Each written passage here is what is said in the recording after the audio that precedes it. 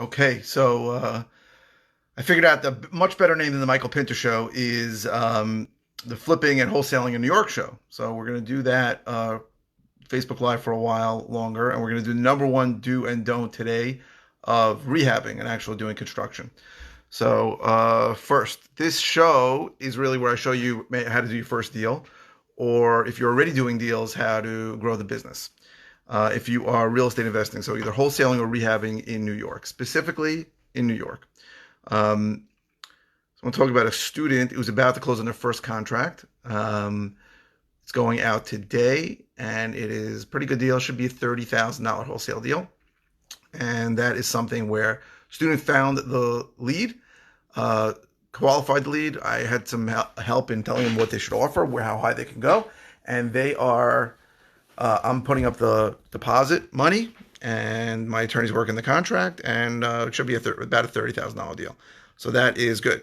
I'm looking at my notes because I made notes about what to talk about. So the do's and don'ts of doing work. So again, I could talk about construction forever because for 4 years, all I did was got rehab every single property I bought. Wanted to be Tarek El Musa from Flip or Flop. I learned that is probably not the best way. And that's what we're going to talk about today with do's and don'ts. So the number one do when you're doing construction really is to look to do as little as possible. And when you're wholesaling, when you're wholesaling, you may think that you're never going to have to deal with construction. But the truth is that in New York, you really don't have an out in the contract. You go into contract. I am rehabbing a deal now in Mastic that I never thought I would close on. I thought I would wholesale it, but I couldn't get access. And you have no outs on your contract, right? I know you're going to see things on the internet that says just get an inspection contingency, and if you can't find a buyer, you just get out of the contract. That's not how it works in New York. Inspections get done before the contract in New York. You're not going to really have outs, and that is scary for a lot of people. But the truth is, if you go into contract on something, there should be enough room that you'll be okay if you close. So you're going to need to know how to do some construction. So the keys are, don't look to just do everything in the house. Do as little as possible, because everything you do leads to more things and leads to more problems. Every wall you knock down is going to lead to something else. You knock down a wall, you find termite damage. You find electrical work that was done poorly. You find plumbing work that was done poorly. You find insulation issues that you didn't know about. You find all kinds of things that you don't want to know about. Right? If you don't see them, you don't have to deal with them.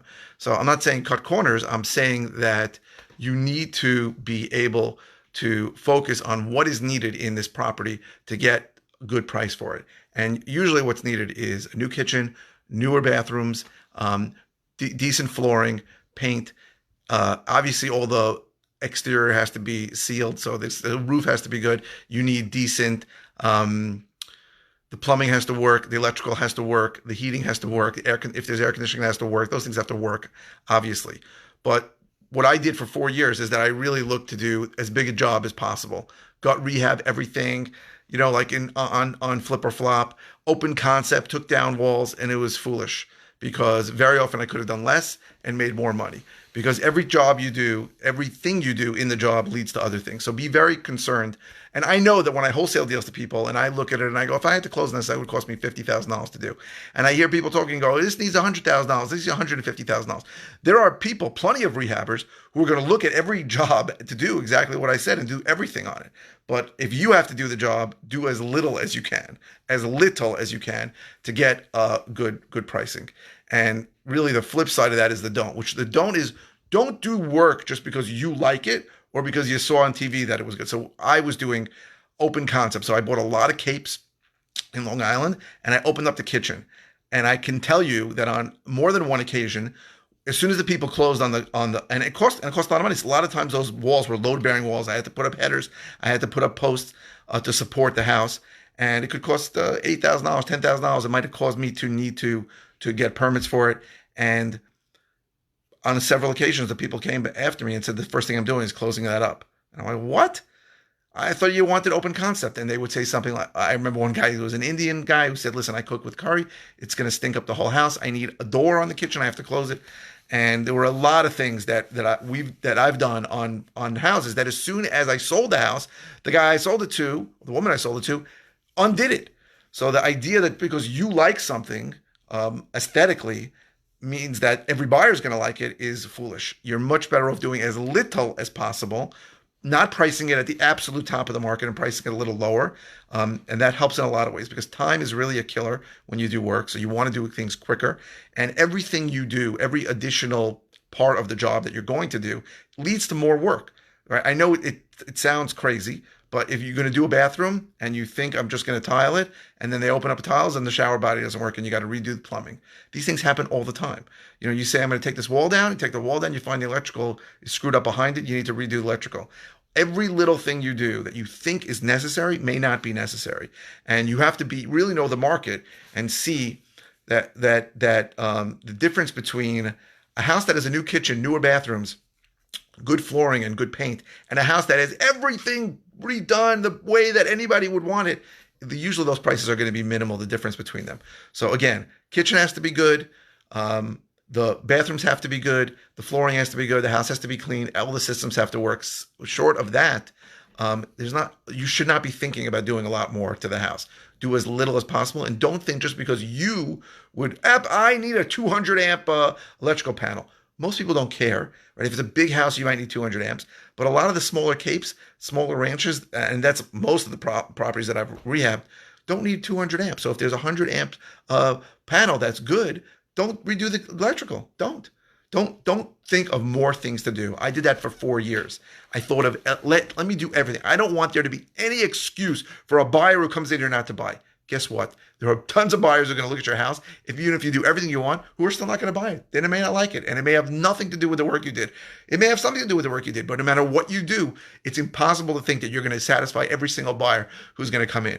So do as little as possible when you do the work, and don't be stuck on things that you like. Let me give you an example. So I when I first did this, I never would buy a property that had less than 3 bedrooms and 2 bathrooms because I thought myself I wouldn't move into a house with less than that.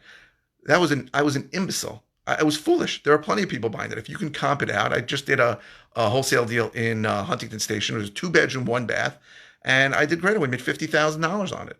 It was tiny. Now, 7 years ago, I would have passed on that and said, who's going to buy that? But there were comps. There were plenty of comps. If you can comp out a property, don't get stuck in your own head and with thinking that you don't like something in the house or there's some aspect of the house that you don't like.